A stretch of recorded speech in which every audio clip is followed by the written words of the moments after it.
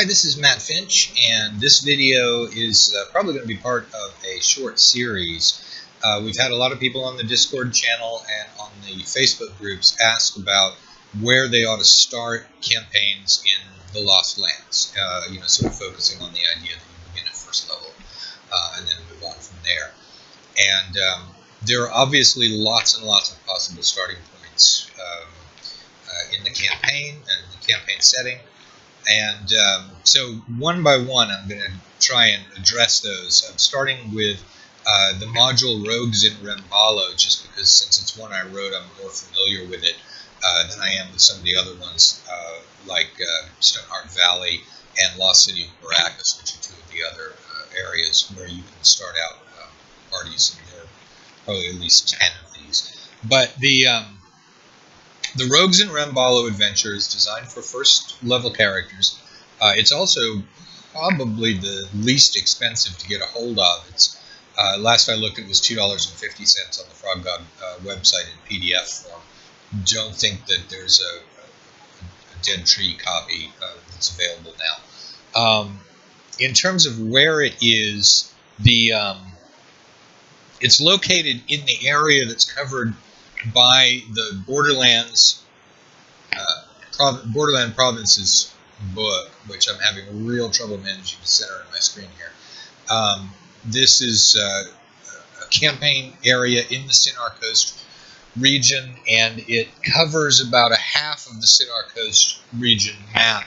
It happens to be the one that also contains Rapanathuk and contains Enholm, which is the setting for the Lost City of Baracus. So in terms of starting out, in terms of starting out as a campaign book, that's probably one of the best ones in terms of geography for a starting location. The module that we're talking about, the particular starting area, takes place in the city of Remballo, which has a population of about 6,200, if I recall correctly. This is what the Dead Tree copy looks like. It's basically a duplicate of the cover of the main book, except for the fact that it's got the different title, Rogues in Remballo.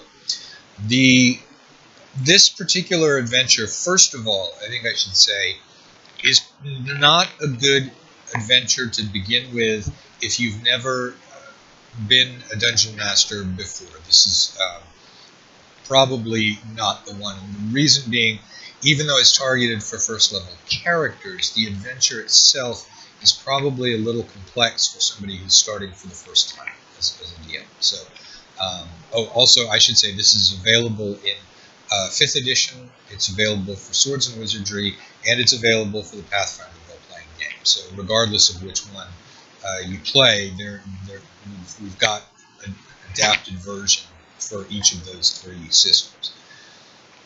The situation in Rogues in Remballo is not necessarily, despite the title, is not necessarily morally ambiguous. The adventure can start from 3 different vectors, one of which being working with the City Watch, one of them being working with the Thieves Guild of the City of Remballo, and one of them being to work with the banking family of the Burgundies. All 3 of those groups have an interest in a particular area called the Four Corners, and the main focus of the adventure is really to find out what's going on there and then achieve whatever the goal is of the particular group that you're working with. During the process, you can also run afoul of the other groups or find out that they've also got an interest in the Four Corners area and parlay that into an alliance or getting your rewards from 2 different places. So there's a slight political element in there that if the players are able to parse it out, they can take advantage of it. The Four Corners is an area that's in a fairly typical medieval situation, which was that cities often had little patchworks of area that were under different laws than other parts of the cities. And the area of the Four Corners happens to be one in which the city guard are not allowed to go under the laws, and so that's the reason that the city guard is looking for somebody. And then I won't go too deeply into the motivations of the other 2 groups because those are a little bit more in depth. and there's the possibility that the players will find out more about what's going on than I probably want to really talk about in a general introduction. And what the module contains, now the city of Remballo is not shown on the Sinar Coast region map, which is the big post map. It is shown on the map of the borderland provinces, so that you see where it is. But it's a smaller city, and it just doesn't register on the scale of the larger maps. It does give you, in terms of being able to begin a campaign here. Once again, I'm going to try and aim this at the camera correctly, but it does contain the city of Remballo. It's got a map, and I think there are 15 different locations there. So it's not a super detailed city. It also has a map of one neighborhood so that you can see roughly what the population density looks like. And this is a little picture of that neighborhood. This is the player map that can be given out to the players. You'll see in there that most of the numbers here, they're all number 1 or number 2, or in a couple of cases number 3. That's because those aren't keyed locations. It's telling you how many floors that particular building is, which is much more in line with what the players would be able to be, and then the Dungeon Master has a map that shows where each of the keyed locations are.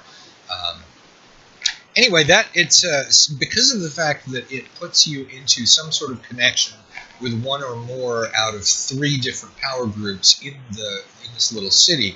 It works very well as a base for expanding a campaign outward from there.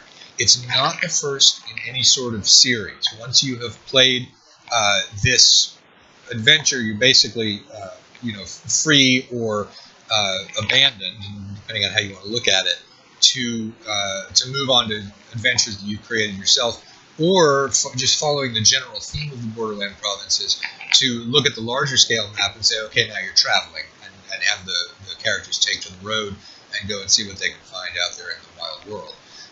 So anyway, that's the quick summary of the adventure. Once again, it's Rogues in Remballo, and so that is one of the various possible starting points for a campaign in the Lost Lands.